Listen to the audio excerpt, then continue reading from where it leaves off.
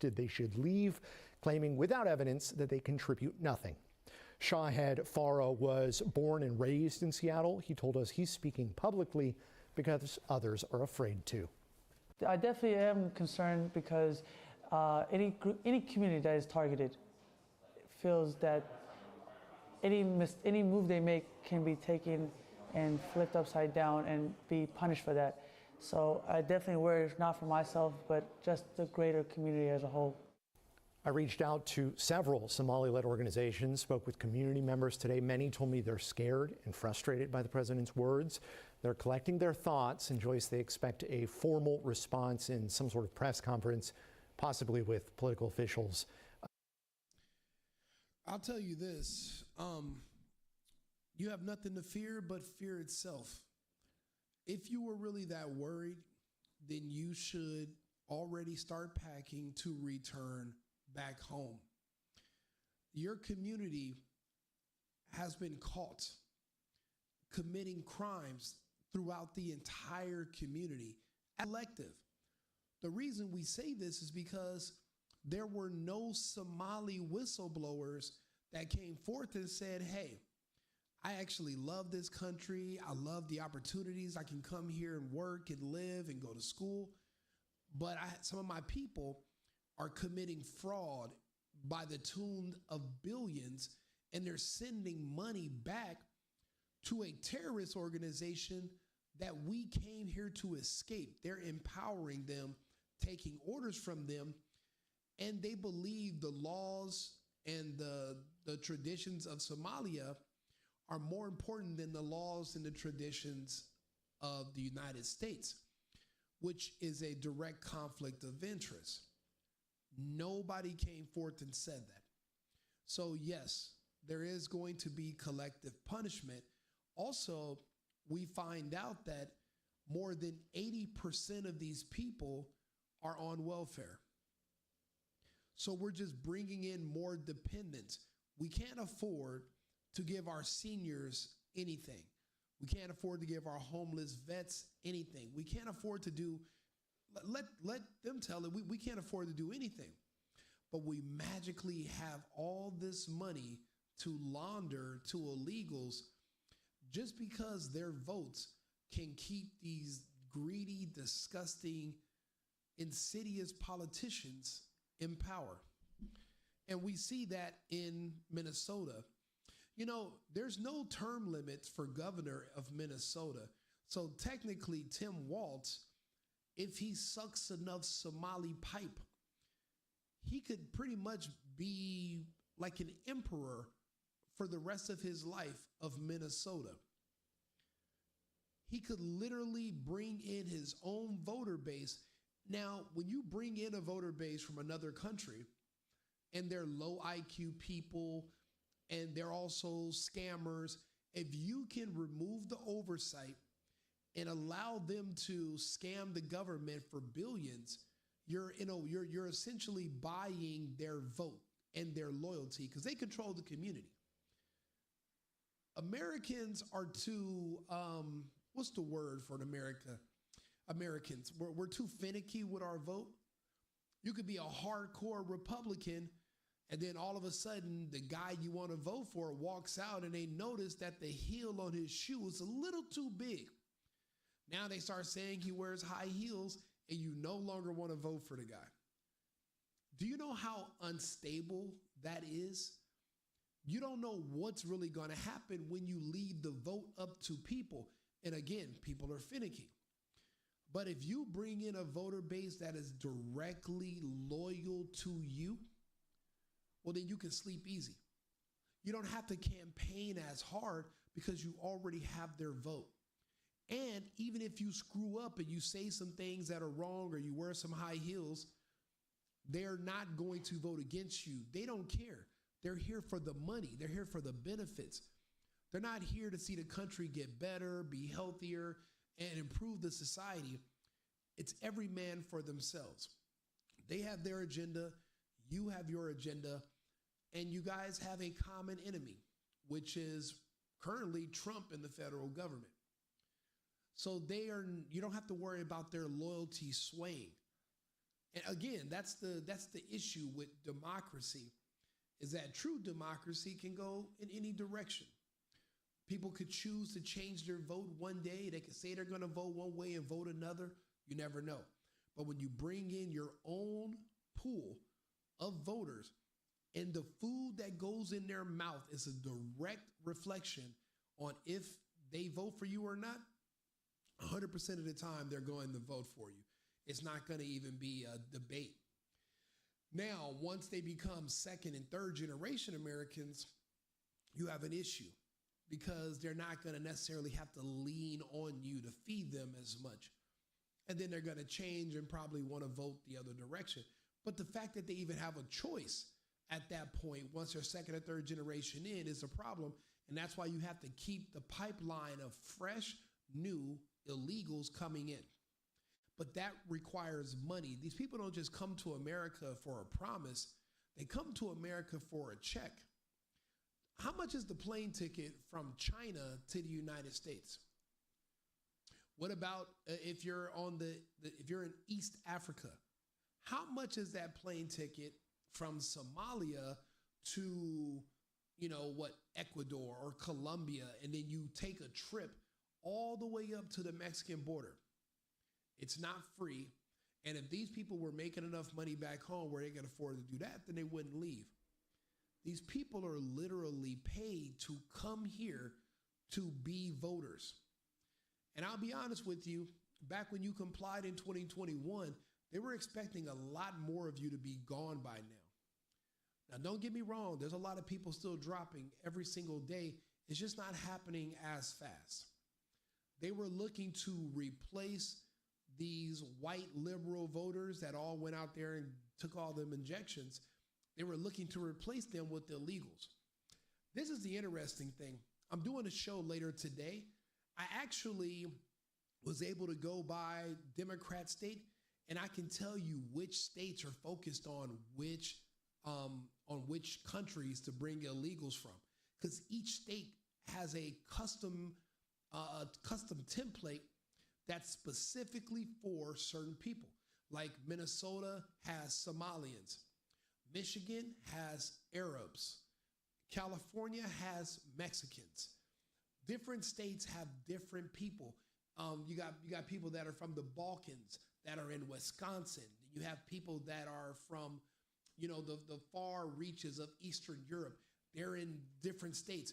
And you go to these states and you look, they specifically pander to a certain group of people because this is the scam. If they bring a bunch of those people over, those are their new voter base.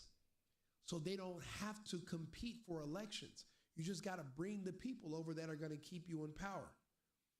They literally have certain people that only go to certain states. When the border was open, I used to watch the videos of those independent journalists, and there would be people from different countries. I mean, millions of people. But they were dividing up the people, and they weren't just going to random locations. They were saying, no, Chinese people are going to go here. The Haitians are going to go here. The Koreans are going to go here. It's like they had divided up the country, and they decided which states are going to get which country batch of people. And I would assume they would have liaisons in those states that spoke their language. They put them in houses. They found jobs for them. But yet there's a housing and job crisis for Americans.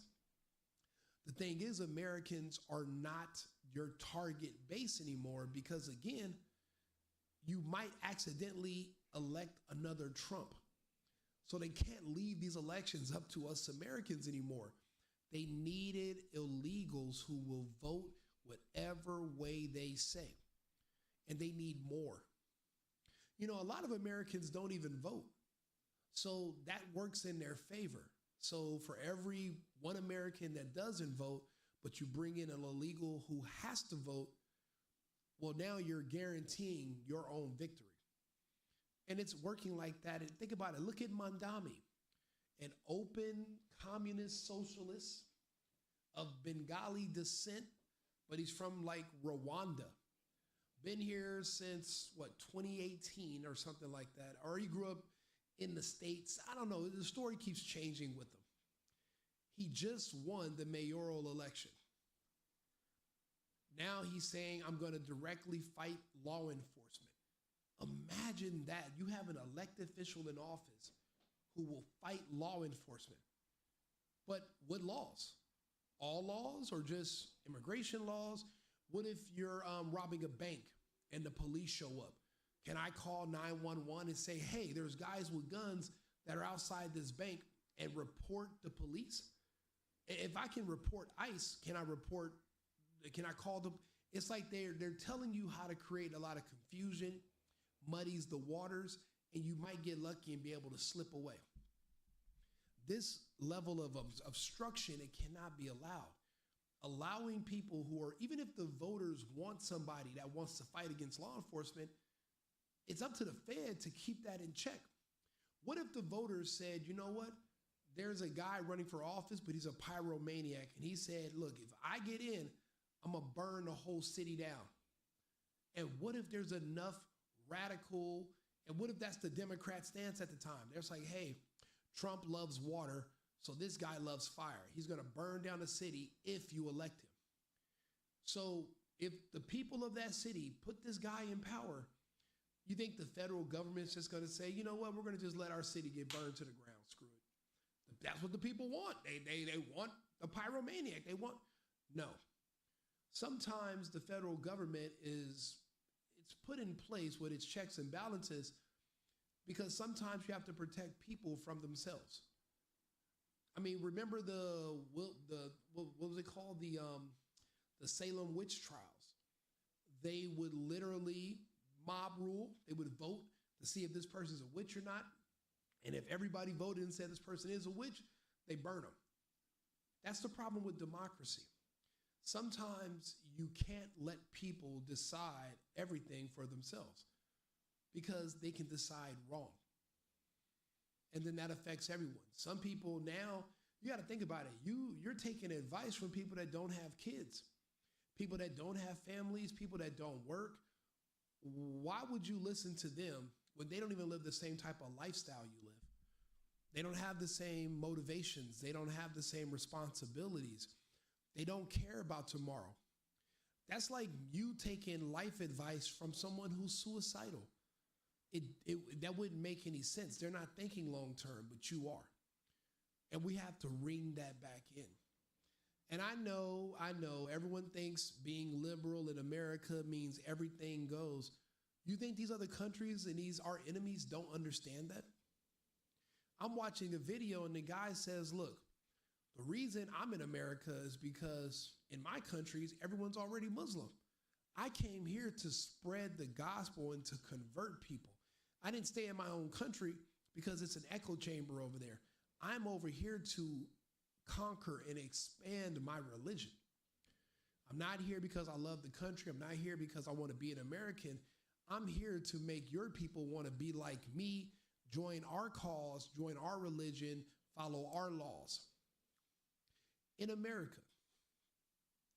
And unfortunately, when you're an open society, this is one of the consequences. People can literally study your laws, study your way of life, and they can look for exploits. And there's really nothing you can do about it because they can just call you racist, call you discriminatory, and you have to humor them.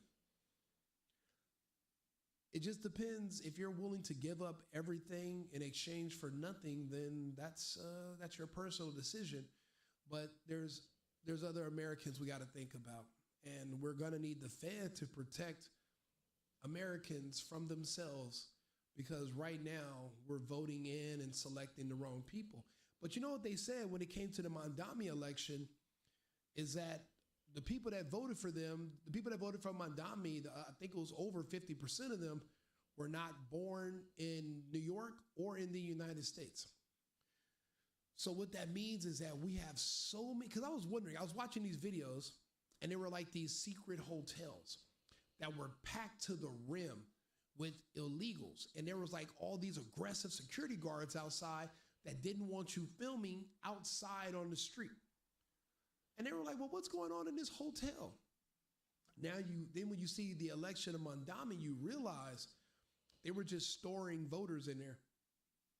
And they vote illegally, and there's nothing you can do about it because even if they do an audit, they're not going to reverse the decision.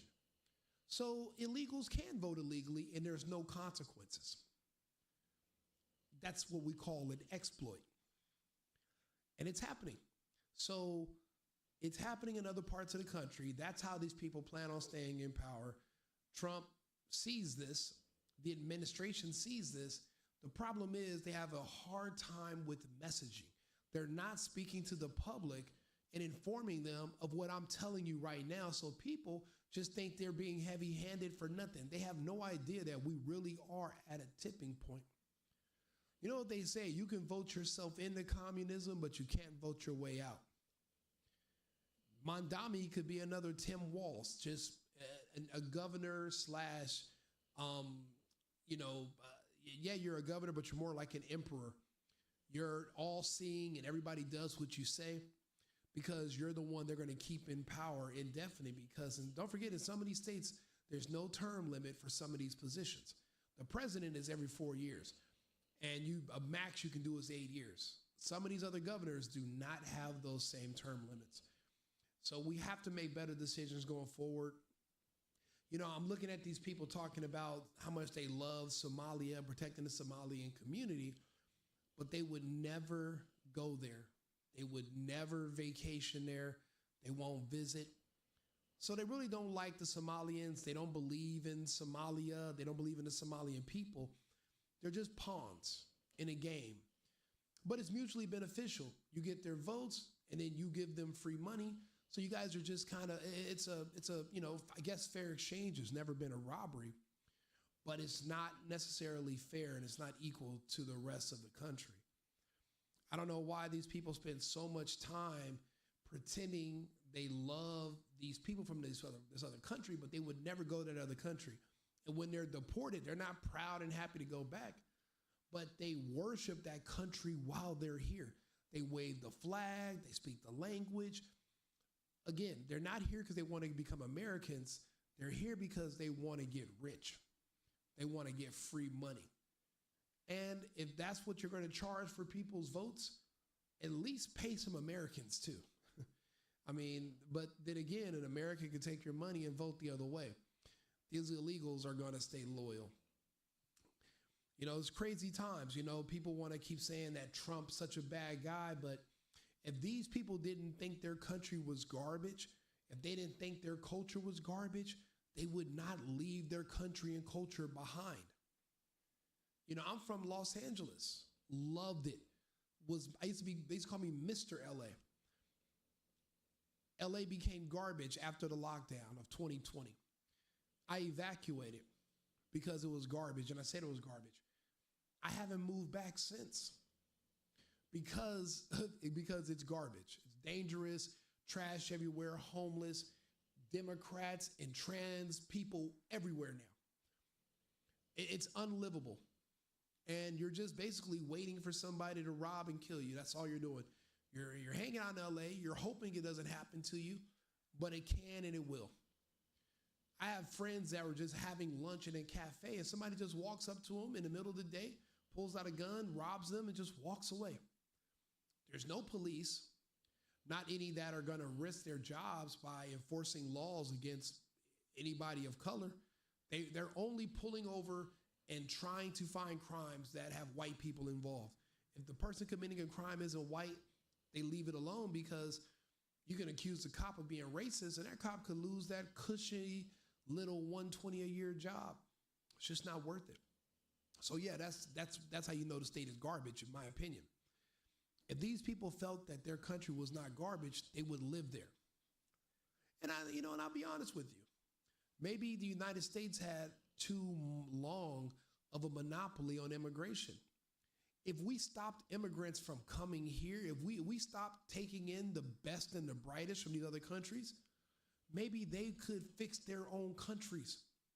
But we're siphoning their talent every day. Maybe we shut down the borders, we stop immigration. These people are going to be forced to make their countries great. when they come over here, they have so much criticism. They have so much advice on how we could be better.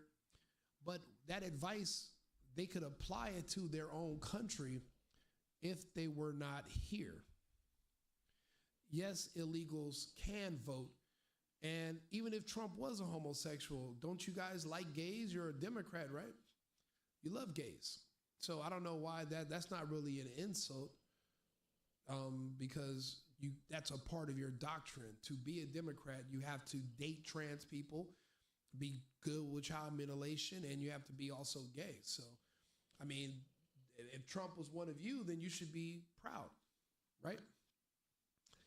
But yes, anybody can vote. If you have an ID, when you show up, matter of fact, I've actually filed a complaint. I went to go vote, but I didn't go in time. My girlfriend showed up and she had my registration to vote and hers. And you know what they said? Nothing. They just took them and said, thank you. She was like, you don't need my ID or his ID. They said, nope. So what do you mean illegals can't vote? Anybody can vote.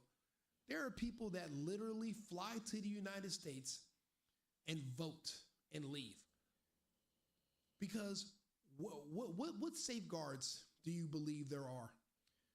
We had to pay for an independent audit in Maricopa County back in 2020. So who are you expecting to audit and check all these votes and make sure citizens? You guys don't even want citizens. You guys don't even care if non-citizens are getting benefits and free American taxpayer money.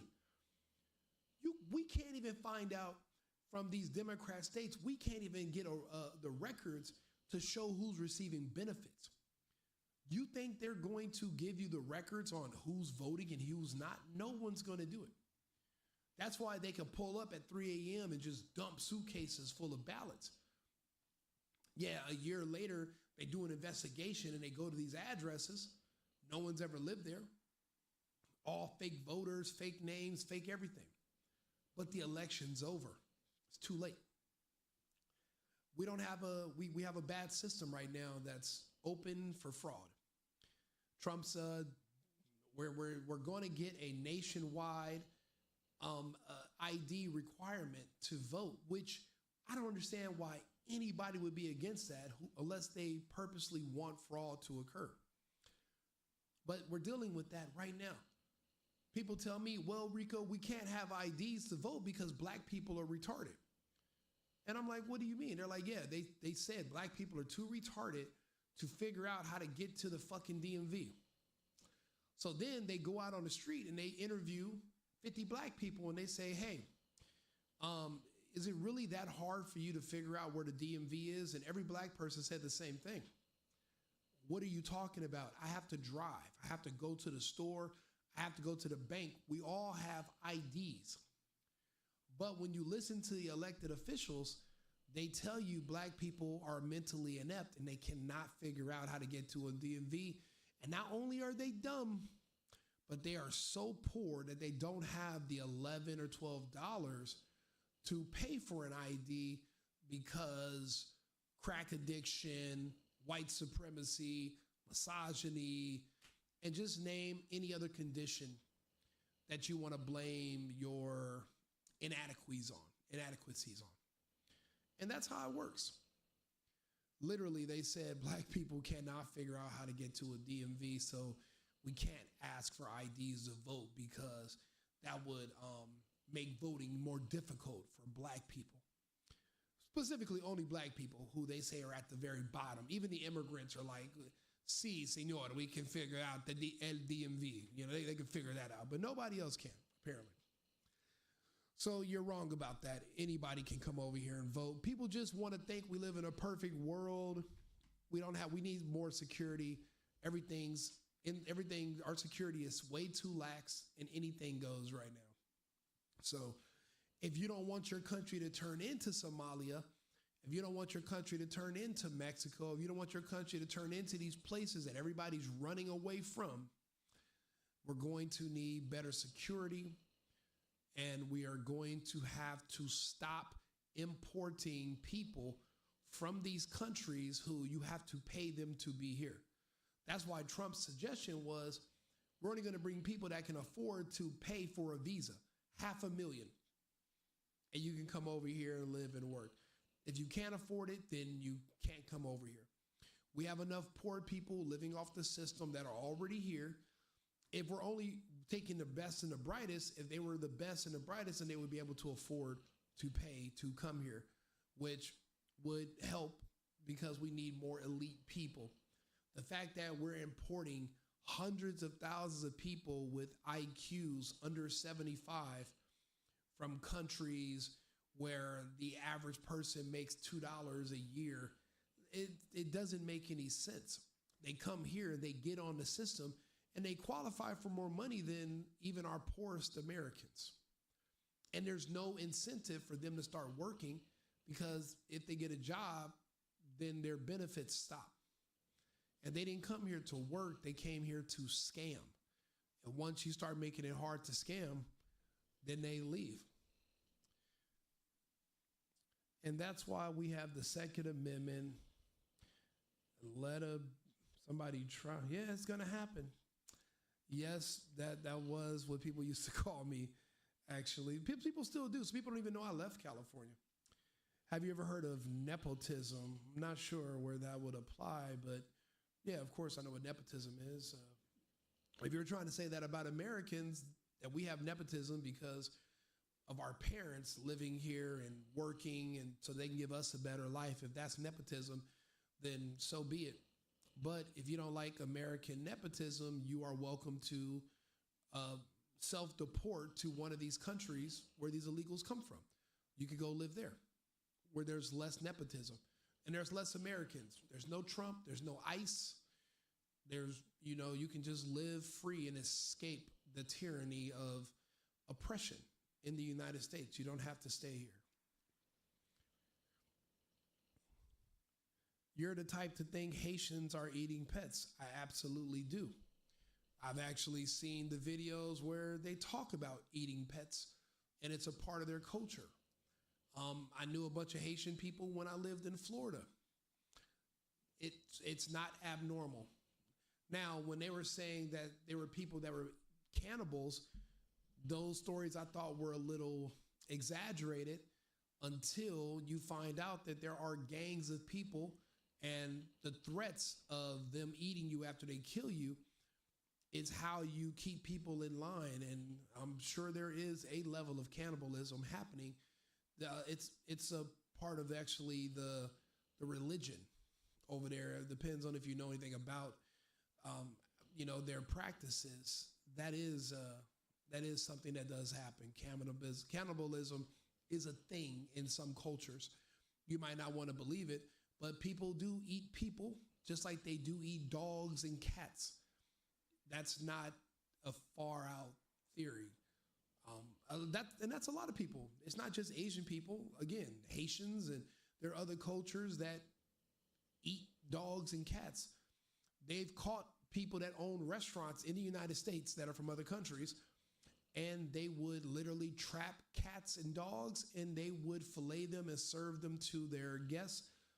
And when they get caught, they shut down, they go open up somewhere else because there's not tons of regulation. There's 300-something million people. That's a lot of people in places to keep track of, especially if you're in a big city. If people are able to scam the government in Minnesota alone, if they're able to scam over $8 billion in only 3 or 4 years, then anything's possible. Do you know how much 1 billion is? Okay, times that by 8. Then that means that there is no oversight. There's anything goes. Now, I've seen a lot of Americans that have been getting rounded up for PPP fraud. But the difference is when it comes to illegals is you don't know who they are. They can come over here to this country. One thing they do is before they cross the border, they dump their identification where they're from. So there's no records of them in the system here. So everything's new. So they could be one name today. They could be another name next week and another name next month. There's no fingerprints on file. There's no birth certificate. They weren't born here. They don't have a social security number because they never received social security. So the government gives them a temporary CPN number, and that's how they use that to kind of function with their temporary visa. And even after their visa expired, again, there's millions of people here. It's really hard to track down these people and find them. The only time you really get deported is when you're trying to travel in and out of the country, or if you're arrested for committing a crime. But if you just lay low and keep your head down, then you could kind of just sneak around the United States indefinitely, even with warrants. Again, they don't know who you really are. So you can use one identity in one state, and you could be a whole new person in another state. And they're not really going to be able to connect you unless you have fingerprints on file from committing multiple crimes. Then they're able to pinpoint you. But if you stay above board, keep your head down, then no one knows. You know, we don't live, the surveillance state is building, but it's not all the way there. You can kind of just get away. There are some people that are on the run for 30, 40 years. And the FBI and everybody's looking for them. They can't find them. Still alive. Some of them still in the same country. So anything's possible. It might sound like that to you, but that's just because you've never looked into any of these topics. But you're more than welcome to fact check me and then come back, and I'm happy to go over whatever you find. But, you know, I used to think like you too. I thought everything was more secure than it actually was. I believed there was oversight. I believed that, you know, if somebody used the wrong information, no, there's no one there to check. No one cares. You know, there's a lot of crime here, and these are, you know, white collar crime is different than, you know, violent crimes. And again, billions of dollars going to illegals in multiple states. We're talking about Minnesota, but we're not talking about Maine. The governor of Maine is begging for Trump to send in the feds to do audits so they can find out which illegals are stealing this money so they can go arrest them, because they don't have the resources to do it. You got Arizona also. And then don't get me started on California and New York, or in, Texas. The whole country's being defrauded. Trump, we need Trump for about 2 more terms. I know he's in his 80s now, but I mean, if we don't keep this going, then it'll all be for nothing. You know, we have a leak in the boat, and just throwing water out is not going to help. We have to find the leak and seal it. Just using buckets to throw the water out that's coming in is not going to help. The ship's going to still go down. Anyway, I'll be back on in about 20 minutes with another topic. I just wanted to bring up this whole Somali stuff. These people keep saying all this crazy nonsense, and we're tired of hearing it. South Seattle, Tukwila, and SeaTac is home to one of the largest Somali communities on the West Coast.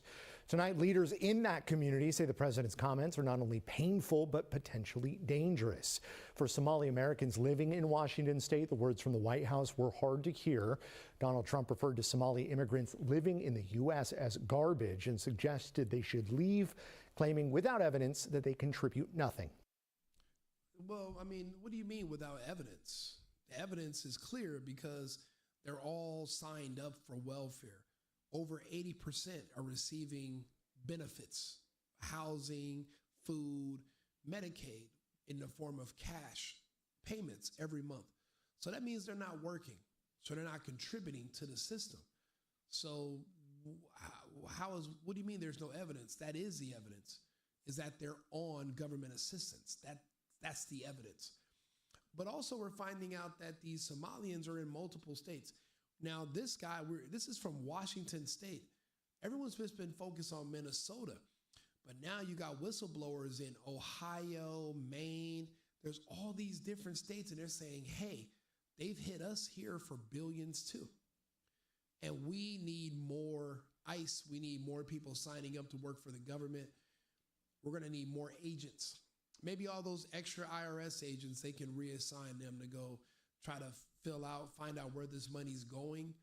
And whoever owns those accounts, lock the accounts, take the money back, and arrest the people that own it. But again, you don't know their true identity. You can open up a bank account with a fake social, that's a temporary social that was given to somebody with a temporary visa. And that person could have never even went into the bank. They could have opened it online. So you don't even know who the account belongs to. That's what I'm always wondering. Like, what do you mean there's dead people in the rolls or dead people receiving benefits? So then who are the funds going to?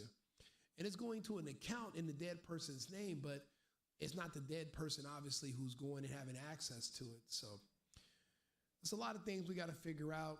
It's not going to be done overnight. The good thing is this: we're only 10 months into Trump's presidency, so we have a lot more to look forward to. We have to keep fighting a good fight. Well, look, I'll be back on in about 20 minutes with another topic. I just got my mic and everything fixed. So remember, America first, America only.